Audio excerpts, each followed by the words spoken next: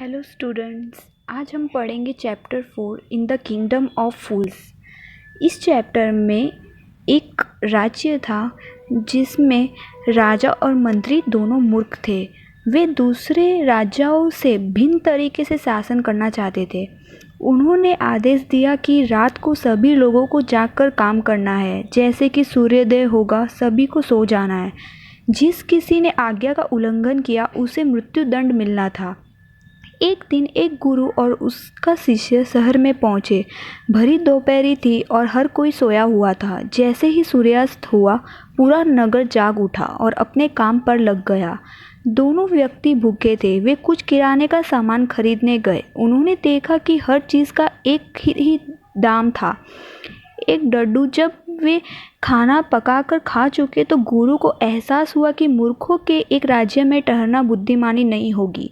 किंतु शिष्य वह स्थान छोड़कर जाना नहीं चाहता था, क्योंकि वह हर चीज़ सस्ती थी। इसलिए गुरु वहाँ से चला गया और शिष्य वहीं ठहर गया। वह हर दिन भर पेट खाने लगा और मोटा हो गया।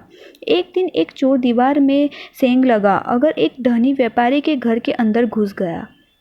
जैसे को वह अपनी लूट का सामान लेकर बाहर जा रहा था, मकान की दीवार उसके सिर पर गिर गई और वह उसी समय मर गया।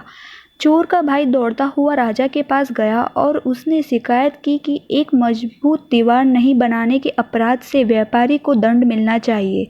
राजा ने व्यापारी को बुला भेजा, किंतु व्यापारी ने विनती की कि वास्तव यह उस व्यक्ति का दोष था जिसने दीवार बनाई थी।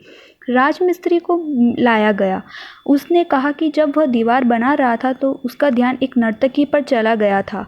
वह पूरा दिन अपनी पायल बजाती हुई उस सड़क पर आती जाती रही थी।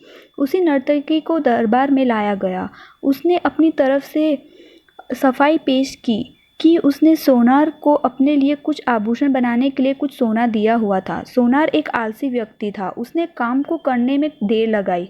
उसने दर्जनों बार उसे अपने घर के चक्कर लगवाए। जब सोनार को राजा के सामने लाया गया तो उसने कहा कि उसे पहले एक धनी व्यापारी का काम करना था। उस व्यापारी के घर में विवाह था और वह प्रतीक्षा करने को तैयार नहीं था। उसी कारण से उसने नर्तकी से इतनी बार अपने घर के चक्कर लगवाए। राजा ने उसे उस धनी व्यापारी का नाम पूछा। वह धनी व्यापारी और कोई नहीं, वही था जिसकी दीवार गिर गई थी। किंतु व्यापारी चिल्लाया कि उसने नहीं, बल्कि उसके मृत पिता ने आभूषण बनाने का काम सोनार को दिया था।